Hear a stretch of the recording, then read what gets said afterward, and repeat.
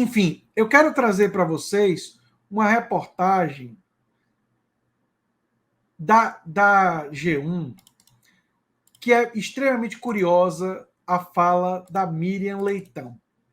Para quem não sabe, a Miriam Leitão é uma comentarista da Globo que tem uma visão profundamente liberal, não é? No entanto, depois das primeiras medidas do pacote econômico do Fernando Haddad, ela disse o seguinte: sobre o novo pacote econômico de Haddad, se ele for integralmente cumprido, pode levar ao superávit. O que é superávit? É quando você arrecada mais dinheiro ao longo do ano do que você gasta. E tem uma sobra para investir. O chamado superávit primário seria basicamente isso, né?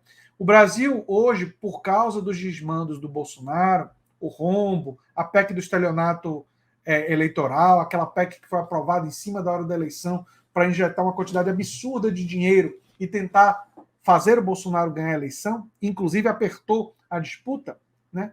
Produziu um rombo gigantesco. E o Brasil tende ao déficit no primeiro ano do governo Lula simplesmente por causa disso. A única forma, além das medidas que o Haddad está propondo, de evitar o déficit, seria também a aprovação de uma reforma tributária, que é a prioridade do Fernando Haddad, com muita correção. Diz o seguinte: a equipe econômica do governo Lula anunciou nessa quinta-feira as primeiras medidas para tentar reduzir o rombo das contas públicas nesse ano e conter a alta na dívida do setor público. O novo ministro da Fazenda, Fernando Haddad, anunciou nessa quinta-feira as primeiras medidas econômicas para tentar reduzir o rombo das contas públicas e conter a dívida pública. Miriam Leitão analisa o pacote e traz apurações sobre os objetivos da equipe econômica. O pacote inteiro, se ele realmente for cumprido integralmente, leva ao superávit. Acaba com o buraco nas contas públicas. Já é um grande passo para o equilíbrio, conta a comentarista. As medidas anunciadas têm o objetivo de reduzir ou até mesmo acabar com o déficit primário. Segundo ela, o pacote vai ajudar a tapar buracos pelos quais saíam dinheiro público, que favoreciam grandes empresas e devedores da Receita. Ele, o Haddad, mostrou que o governo Bolsonaro fez várias medidas que provocaram distorção na arrecadação de impostos, reduzir a arrecadação de impostos. Uma dessas coisas envolve justamente a gasolina. O Haddad quer voltar a onerar a gasolina a partir de março. Para que isso funcione, é necessário que a Petrobras mude a política de preços para deixar de ser paridade internacional de preços e para que o custo da gasolina e do que é produzido no Brasil seja basicamente o custo de produção mais o lucro da empresa, que, em linha com o mercado internacional, oscila entre 7% a 9%. Então, se a Petrobras colocar o custo de produzir nacionalmente mais 7% a 9%, 7% a 9%, tem que escolher, né? Iria conseguir atingir um preço mais barato, porque entre 70% a 85% dos insumos relativos à gasolina são produzidos nacionalmente, o que permitiria o preço reduzir com a mudança da política de preços, não é? E não tratar a gasolina nacional como um produto importado, né? E olha, eu quero falar um pouco sobre reforma tributária, que é a grande prioridade do Haddad, né? Isso está em várias reportagens, eu posso até mostrar aqui para vocês, ó. Vou colocar Haddad, reforma tributária, que aparece logo um monte de notícias. Olha só, saiu há 1 hora atrás. Eu vou mostrar essa reportagem aqui para vocês. Ou seja, uma coisa que acabou de sair, né? Acabou de sair essa reportagem do Haddad sobre a reforma tributária. Olha só o que diz o Fernando Haddad. Olha só. Haddad diz que, se depender do governo, a reforma tributária será votada no primeiro semestre. Para o ministro da Fazenda, debate sobre propostas para mudar regras tributárias está maduro na Câmara e no Senado. Ele deu declaração na Suíça, onde participa do Fórum Econômico Mundial. O ministro da Fazenda, Fernando Haddad, afirmou nesta segunda-feira, hoje, há poucas horas atrás, que, se depender do governo do presidente Lula, a reforma tributária será votada no Congresso Nacional no primeiro semestre desse ano. Eu adoraria isso. E vou explicar para vocês a importância da reforma tributária. O ministro deu a declaração em entrevista concedida em Davos, na Suíça, onde ocorre o Fórum Econômico Mundial. Para o petista, já há muita maturidade no debate sobre a necessidade de mudanças nas regras tributárias na Câmara e no Senado. Nós queremos aprovar a reforma tributária. Ela é essencial para buscar justiça tributária e para reindustrializar o país, porque a indústria que paga hoje quase um terço dos tributos no Brasil e responde por 10% da produção. Então, existe um desequilíbrio muito grande em relação à indústria. Ou seja, ele quer aqui, taxar menos a indústria e taxar menos o consumo. E eu vou explicar a importância disso. O ministro lembrou que há duas propostas de emenda à Constituição, PECs, uma no Senado e outra na Câmara. Veja mais detalhes no final dessa reportagem, que vem sendo discutida pelos parlamentares. A meta é chegar a um texto de consenso.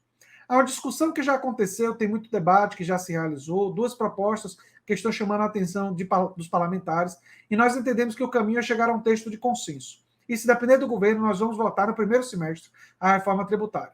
Questionado sobre o que pretende fazer para evitar efeitos de possíveis crises internacionais na economia brasileira, Haddad disse que, além da reforma tributária, é necessário melhorar o acesso ao crédito e diminuir o número de endividados no país. Tudo fundamental. A questão dos endividados é uma questão que eu já tratei várias vezes no meu canal. Nós temos que ter um programa para renegociar a dívida das pessoas que estão negativadas, né? Isso é muito importante. O Lula e o Ciro Gomes, ano passado, falaram sobre isso, né? IPI. Mais cedo, nessa segunda, o vice-presidente Geraldo Alckmin disse que uma das metas da reforma tributária pretendida pelo governo é acabar com o imposto sobre produtos industrializados, que atualmente está em redução de 35% para determinados produtos. Na Suíça, Haddad foi questionado sobre a declaração de Alckmin e disse que o governo decidiu não reonerar o IPI, justamente para sinalizar para a indústria que nós queremos aprovar a reforma tributária. As propostas de reforma tributária são duas. As duas PECs citadas têm o objetivo de simplificar a cobrança de imposto. Simplificar é importante, gente, mas é importante mudar a direção. O Brasil, ele tem um dos piores sistemas tributários porque a gente tem um sistema muito regressivo, tributa muito consumo e muito na produção. Isso gerou uma desindustrialização do país. Qual é a solução? Você diminui os tributos no consumo, você diminui os tributos na produção e você aumenta na renda progressivamente, você aumenta no lucro, dividendos empresariais, lucro de bancos e de grandes empresas.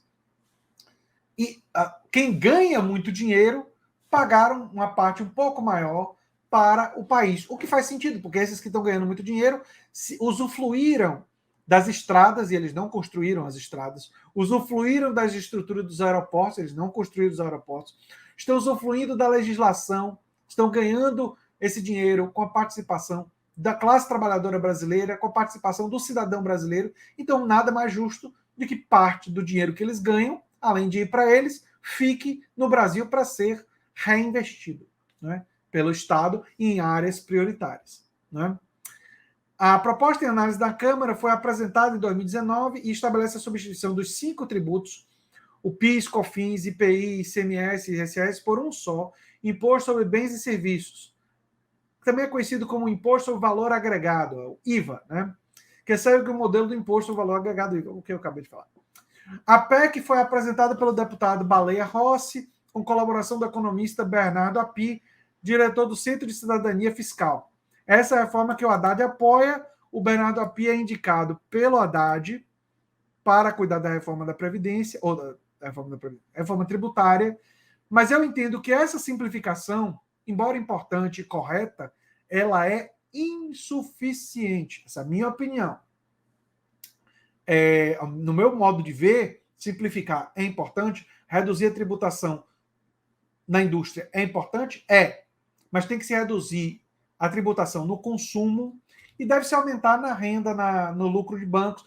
Inclusive, um novo CPMF, um novo imposto sobre transferência, que fosse progressivo e que fosse bem baixo nas transferências até R$5.000, seria útil para a polícia nas investigações, porque criaria um rastro de toda a transferência com a cobrança de impostos facilita identificar e rastrear, e geraria uma quantidade grande de dinheiro e teria pouco impacto negativo na economia, desde que fosse uma alíquota bem baixa. E a alíquota pode ser baixa do imposto sobre transferência e ainda assim arrecadaria bastante dinheiro, né? Já do Senado, também apresentado em 2019, cria o IVA dual, que vai substituir tributos federais, estaduais e municipais, que incidem principalmente sobre o consumo de bens e serviços, os mesmos, né? E aqui tem os vídeos, né? A Rosana perguntou, eu entendi bem, a Miriam Leitão elogiou a política econômica do PT, pulamos para um universo paralelo? É verdade, é estranho, não é? É muito esquisito. Isso aconteceu, Rosana, eu acredito por alguns motivos. Eu acho que mesmo para um liberal, como é a Miriam Leitão, não é? Ela percebeu o tamanho do rombo que o bolsonarismo produziu. Então, existe uma certa boa vontade com a Haddad por causa disso, porque ela percebeu o tamanho do problema. E outra questão é que ela, diferentemente de certos liberais, e eu tenho muitas críticas a Miriam Leitão, tenho uma visão política completamente diferente dela, mas ela está tentando mostrar uma certa coerência. Se ela defende sanidade das contas públicas, isso significa que certos impostos sobre combustíveis e tal têm que voltar.